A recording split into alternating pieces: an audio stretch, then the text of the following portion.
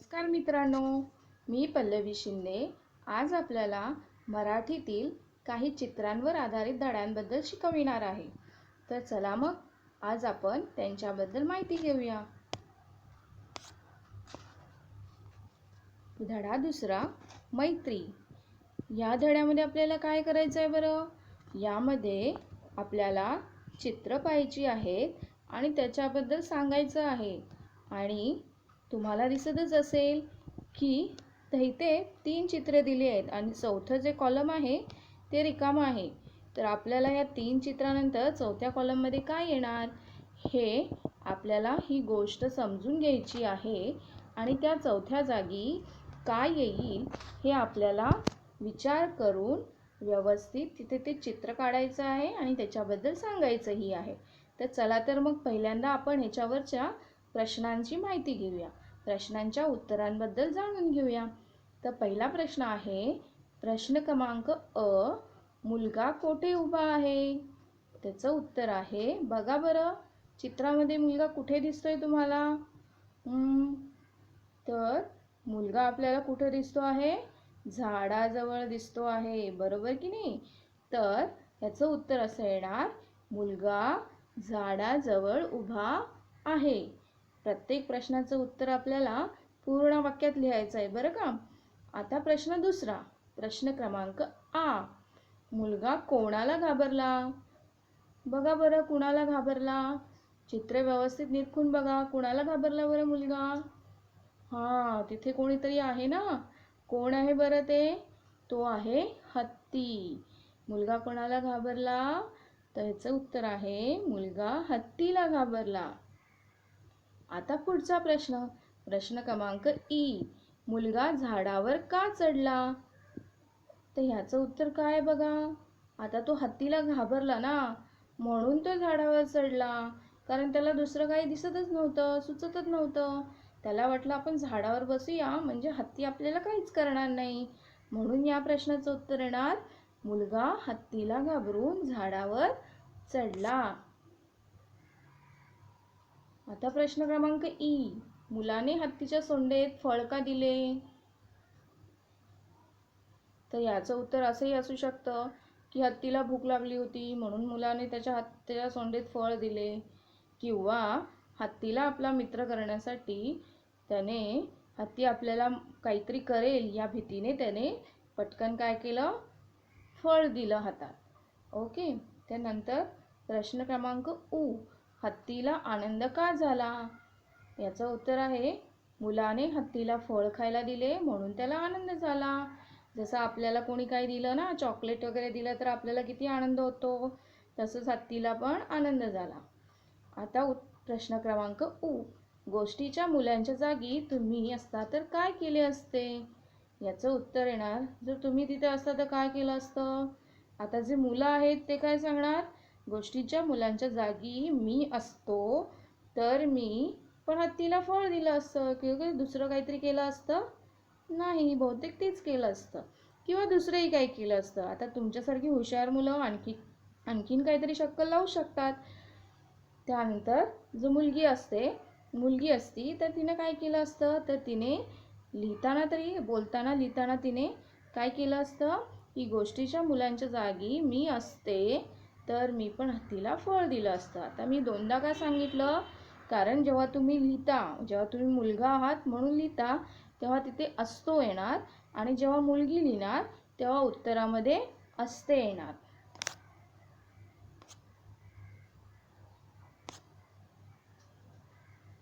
आता आपल्याला काय करायचं आहे, गोष्टीचे चित्र बघायची आहेत.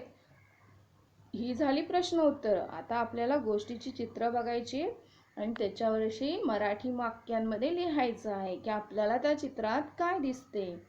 आता गोष्ट पूर्ण करायची आपल्याला.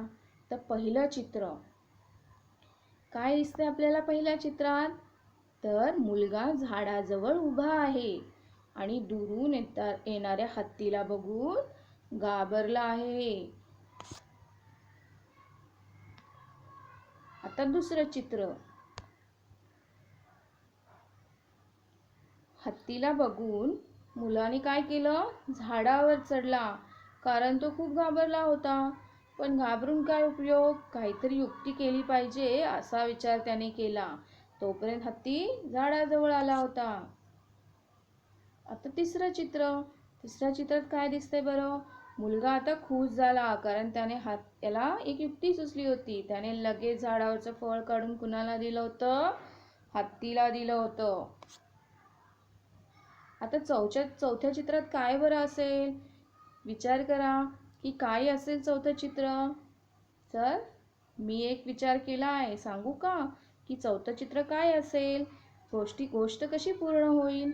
बघा तर, हे असेल चौथं चित्र असं मला वाटतंय.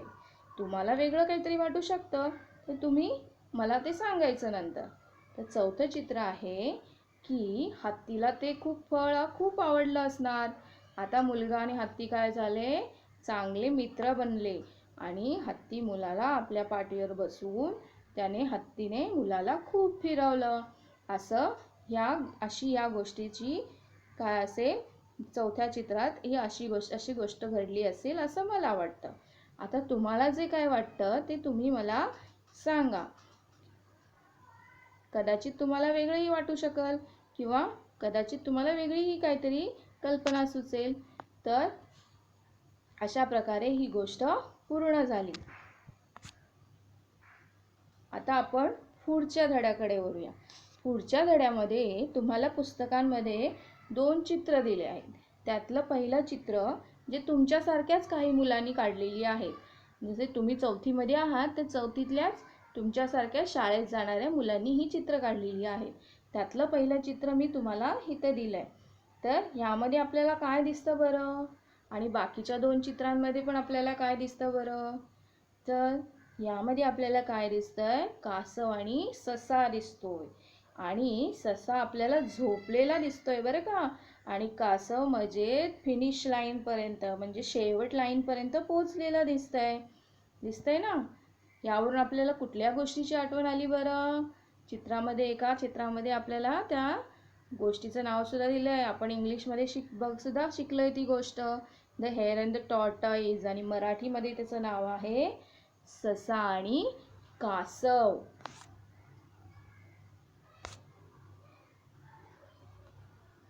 आता आपल्याला ही गोष्ट आठवत असेल ना, तुम्हाला शिक्षकांनी तुमच्या टीचर्सनी शिकवली असणार आहे.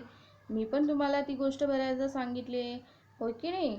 तर आता आपण मराठीमध्ये ती गोष्ट कशी बोलायची ते शिकूया. गोष्टीचं नाव आहे ससा आणि कासव. कासव नेहमी हळूहळू चालायचे, म्हणून ससा त्याला नेहमी हसायचा. एके दिवशी कासवाने सशाची पळण्याची शर्यत लावायचं ठरवलं. शर्यत सुरू झाली. ससा जोरात धावला. लवकरच तो कासवाच्या खूप पुढे गेला. जेव्हा ससा जिंकण्याच्या जागेजवळ आला होता, तेव्हा त्याने विचार केला, आता इतक्यातच काही मी शर्यत पूर्ण करायला नको. या झाडाखाली बसून थोडा वेळ कासवाची वाट पाहायला हरकत नाही. कासव जवळ येताना मला दिसले की मी त्याच्या आधी धावत जाईन आणि मी शर्यत जिंकेन. त्यामुळे कासवाला खूप राग येईल आणि मग मज्जाच मज्जा. असा विचार करून ससा त्या झाडाखाली बसला. कासव अजूनही खूप मागे होते. धावून दमल्यामुळे सशाला गाढ झोप लागली. जेव्हा ससा जागा झाला, तेव्हा त्याने कासवाला जिंकण्याची रेषा पार करताना पाहिले. अशा प्रकारे तो ससा शर्यत हरला. या गोष्टीतून आपल्याला काय अर्थ मिळतो? काय बोध मिळतो? सावकाश पण निश्चयाने ध्येय गाठता येते. जसे इंग्लिशमध्ये आपण बोलतो, slow but steady wins the race. म्हणजे जो हळूहळू पण त्याच्या मनात निश्चय आहे की मला हे काम करायचंच आहे, तर ते काम तो नक्की करतो. तसाच आपण अभ्यास करताना निश्चय केला पाहिजे बरं का, की किती कठीण अभ्यास असला तरी ते मी निश्चयाने करेन आणि मी त्या अभ्यासात पारंगत होईन, असंच आपण नेहमी विचार केला पाहिजे. आता पुढचं चित्र.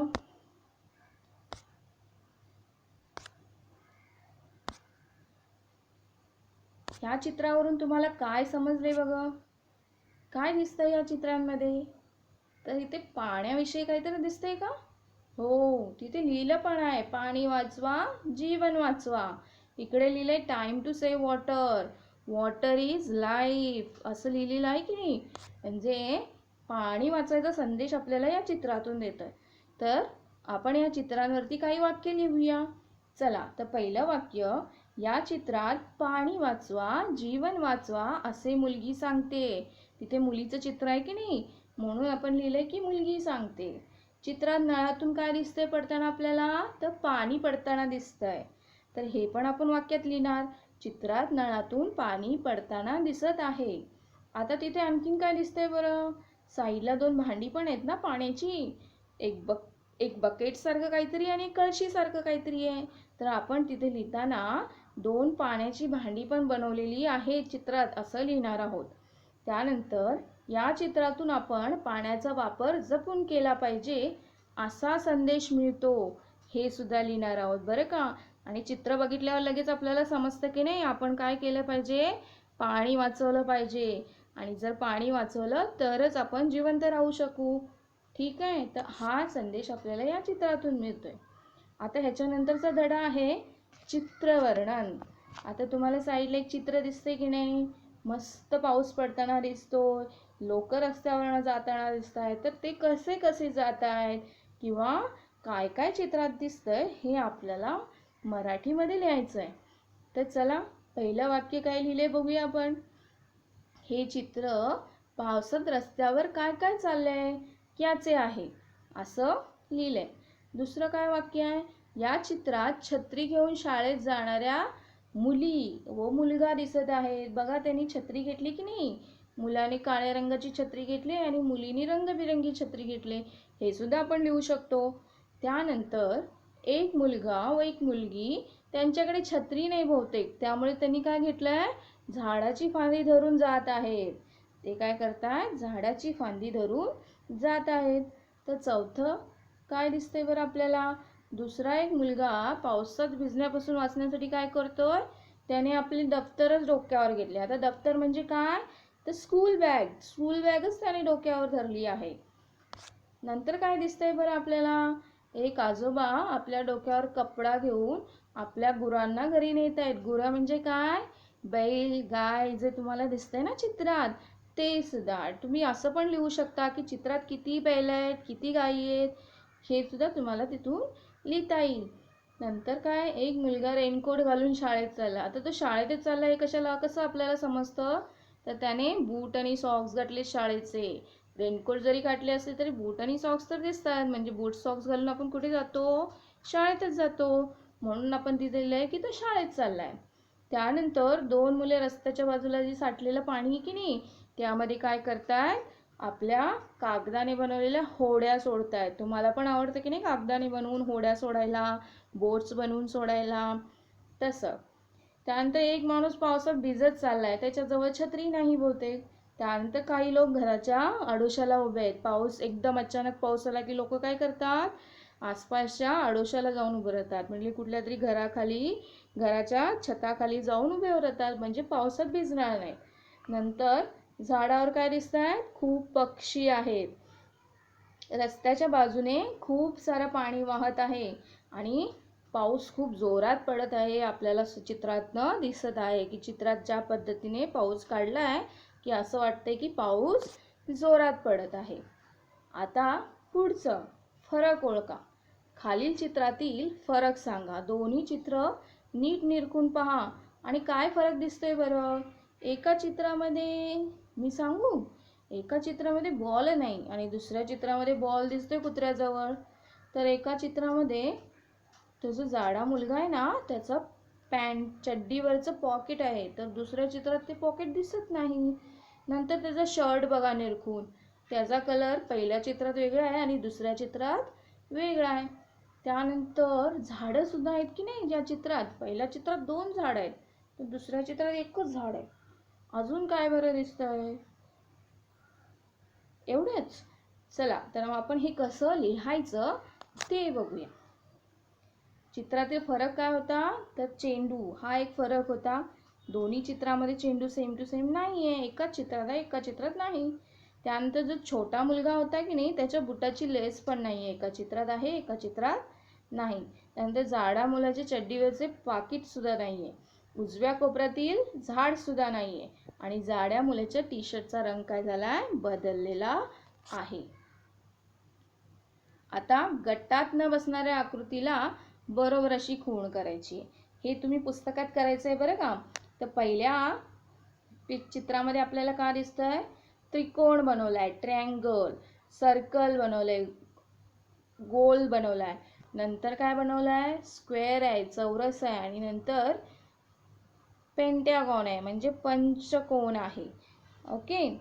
तर ह्याच्यामध्ये वेगळं काय आहे? तर वेगळं आहे सर्कल. सर्कल म्हणजे वर्तुळ. कारण बाकीच्या तिन्ही आकृती लाईननी बनवलेल्या आहेत, रेषांनी बनवलेल्या आहेत. वर्तुळ हे कर्व्स लाईननी बनवलेलं आहे. ह्या स्ट्रेट लाईननी बनवले आहेत आणि वर्तुळ हे कर्व लाईननी बनवलेलं आहे. नंतर येतात, नंतरच्या चित्रामध्ये आपल्याला चेहरे दिसत आहेत. आता कोणता चेहरा वेगळा आहे बघा? तर 3 नंबरचा चेहरा काय आहे? वेगळा आहे. कारण बाकीच्या तिन्ही चेहऱ्यांमध्ये त्यांचे आयब्रोज, भुवया ज्या डोळ्यांवरच्या आहेत त्या खालच्या साईडला झुकलेल्या आहेत, आणि 3ऱ्या नंबरच्या चित्रामध्ये त्या वरच्या साईडला केलेल्या आहेत, त्यामुळे ते वेगळं आहे. आता 3ऱ्या चित्रामध्ये देख बघा, चौरसामध्ये चौरस, त्रिकोणामध्ये त्रिकोण, वर्तुळामध्ये वर्तुळ दिसते आपल्याला, आणि शेवटच्या ह्याच्यामध्ये काय दिसतंय? त्रिकोणामध्ये वर्तुळ दिसते. म्हणजे नक्कीच चौथी आकृती काय आहे? वेगळी. आता शब्दांमध्ये पण आपल्याला वेगळेपणा काढायचा आहे. तर प, श, फ, ल ह्यातलं वेगळं काय येणार? ल. कारण प, श, फ लिहिताना थोडंसं ते लिहिताना काय होतात? सारखे सारखे वाटतात. त्यानंतर क, र, व, ब, व. तर हे चारींमध्ये क, र, व, ब मध्ये र वेगळा आहे. कारण क, व आणि ब हे तिन्ही काय होतात? लिहिताना थोडेसे सारखे आहेत. त्यानंतर र, श, ज, स यामध्ये ज वेगळा आहे. इथे आपल्याला काय लक्षात घ्यायचं आहे माहिती आहे का? की लिहिताना आपण कोणत्या पद्धतीने ते अक्षर काढतोय याच्यावरून ते सेम आहे की नाही. की आता याच्यातली 3 अक्षरं काय आहेत? एकसारख्याच पद्धतीने आपण काढतो, आणि एक अक्षर आपण वेगळ्या पद्धतीने काढतो, म्हणून ते वेगळं. आता र, श, ज, स मध्ये ज वेगळा आहे. तर ट, ठ, ढ, न मध्ये न वेगळा आहे, आणि म, भ, न, ई मध्ये ई वेगळा आहे. आता आहे अक्षरजाळे. आता आपल्याला काय करायचं आहे? अ, आई आपल्याला येतेच की नाही, ती वाचत वाचत वाचत या जाळ्यामधून बाहेर पडायचं आहे. तर पहिलं अ पासून सुरुवात करूया. चित्राच्या मध्यावर आपल्याला काय दिसतो? अ. मग आ, ई, ई, उ, ऊ, रू, ए, ऐ, ओ, औ, अम, क, ख, ग, घ, च, छ, ज, झ, ट, ठ, ड, ढ, न, त, थ, द, ध, न, प, फ, ब, भ, म, य, र, ल, व, श, श, स, ह, ळ, क्ष, ञ. ञ आपल्याला कोळ्याजवळ घेऊन जातोय. आता आहे गंमत कोडे. गंमत कोड्यामध्ये काय करायचं आहे? तर अ, आ, ओ, औ आणि अम या अक्षरापासून जी चित्र आहेत ना त्यांची नावं लिहायची आपल्याला. तर अ पासून आपल्याला काय सापडते बघा? अ पासून आहे अडकित्ता आणि अननस. आ पासून आहे आरसा आणि आईस्क्रीम. ओ पासून आहे ओढणी, ओठ, ओझे. औ पासून आहे औत. अम पासून आहे अंगठी, अंजीर, अंडी आणि आंबा. ते हे सगळे चित्र आपल्याला इथे दिसतात. चित्र आणि अक्षर यांना जुळवण्याचा प्रयत्न करा. आता वाचूया, गिरवूया. मगाशी मी तुम्हाला सांगितलं की नाही, प्रत्येक अक्षर लिहिताना एक वळण नसतं. तसंच आपण कोणतं अक्षर लिहिताना कोणतं वळण आहे हे आपण इथे लक्षात घेणार आहोत. तर पेन आपलं पहिलं काय आहे? पेन. पेन हे आपल्याला तिथे गिरवायचं आहे. आता तुमच्याकडे पुस्तक असेल की नाही, तर पुस्तक काढा आणि त्यामध्ये ते गिरवा म्हणजे तुमच्या लक्षात येईल कोणतं अक्षर कसं काढायचं. त्यानंतर वही आहे, त्यानंतर फळा आहे, मग रिक्षा आहे, कैरी आहे, रुपया आहे, पेरू आहे, अंगठी आहे, पोलीस आहे, चौक, ऊस, पपई, एक, लसूण, तबला, झोका. तर ह्या सगळ्या अक्षरांना तुम्ही पेन्सिलने मस्तपैकी गिरवा म्हणजे तुमच्या लक्षात येईल की कोणते अक्षर कसे काढायचे. आणि गिरवताना वाचन सुद्धा करा. आता आहे ओळखा पाव. आता तुम्हाला काही चित्र दिले, चित्रांखाली अपूर्ण नावं दिलेत, ती तुम्हाला काय करायचे, पूर्ण करायचे. तर तुम्ही सगळे हुशार आहात की नाही, हे किती सोपं आहे, तुम्हाला पटकन येणार.